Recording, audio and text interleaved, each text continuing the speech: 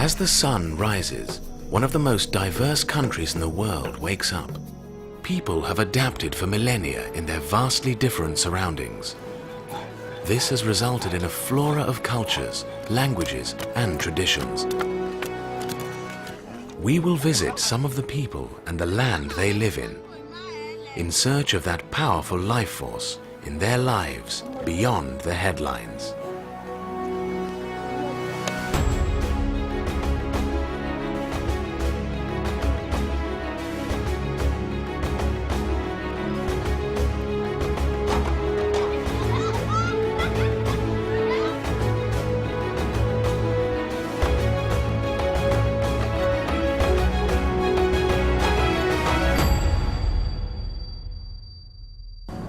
Aksum is known for the obelisks standing some 27 meters tall and weighing over 500 tons. The largest obelisk is thought to have toppled over at the time of erection and is, according to legend, covering the grave of the Queen of Sheba. In what appears to be a normal mountaintop, you find great ancient mysteries.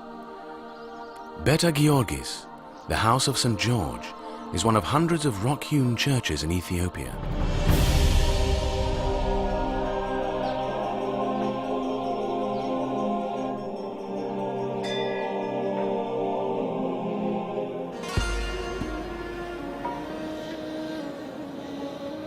Not far from Lake Tana is Gondar. This was the capital from the middle of the 17th century. This is where the last emperor in the Solomonic dynasty ended his life. Haile Selassie was not only an emperor, to many, he is still a god.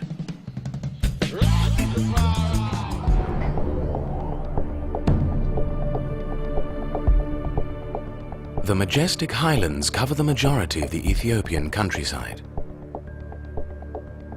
Two-thirds of the country is situated on altitudes above 2,000 meters. It's not hard to understand why the Italians felt at home in the alpine surroundings. But it is not only people who like the unique African climate. The clouds roll in. Like a blanket, they cover the mountains, and the whole landscape changes as the tropical storms build.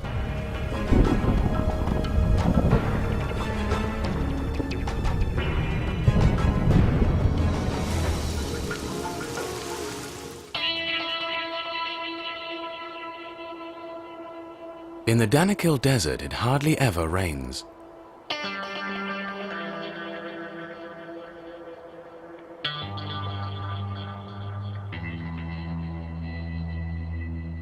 The continental breakup produces a valley caused by the sinking of the ground when the earth pulls apart.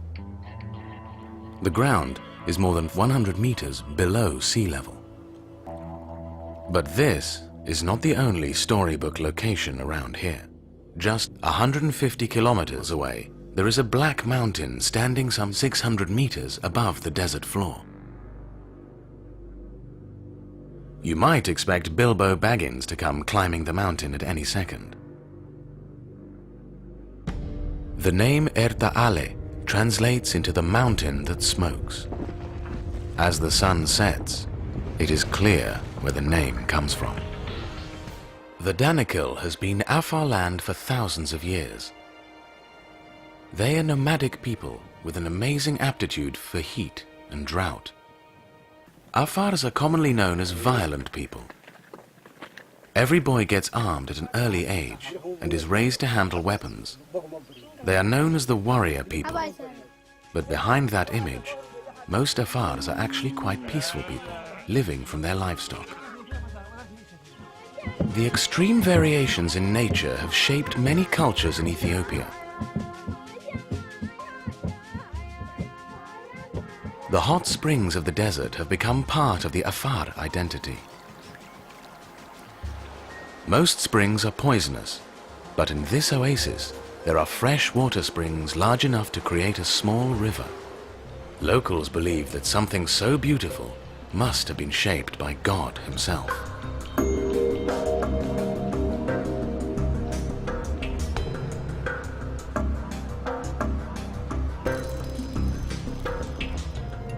Another sacred place for the Muslims is Harar.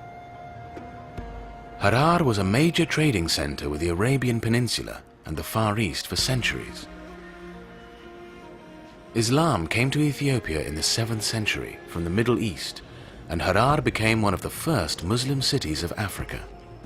In Harar, the hyena man is perceived as a religious man with a God-given gift of talking to the hyenas.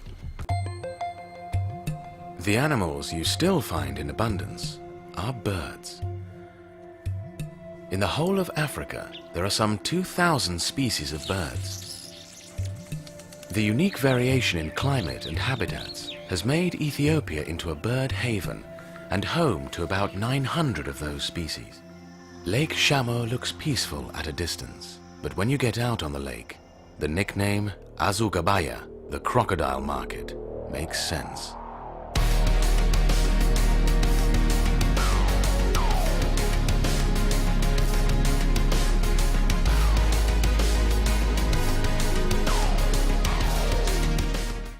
The prominent part weaving plays in the Dorse culture can even be seen in their huts. They actually weave the elephant shape out of bamboo. The eyes are designed to let the smoke out, and the trunk ends in a doorway. Even with the short distance and the working relationship between them, it is amazing to see the differences in their cultures. The Konzo live in the mountains as well, but their villages look worlds apart. They build them on the mountain tops, with stone and wood fencing to keep enemies out. Over 20 different groups of people have coexisted here for centuries. This valley was closed to the rest of the world just a couple of decades ago. When anthropologists came here in the 1970s, many people had never heard of a land called Ethiopia. It is estimated that about 50% of Ethiopia was covered by forest a century ago. Today, that number is down to 3. Most of that forest is found in the west. This is where you find the last uncharted wilderness in Ethiopia and the only remaining rainforest. It is home to the Majan. They had almost no contact with the outside people until the end of the 20th century. This is the first time they have ever been portrayed in a documentary. It is easy to see all the misery that makes it to the headlines, but hopefully we can remember the beautiful lives that do exist beyond them and even in them.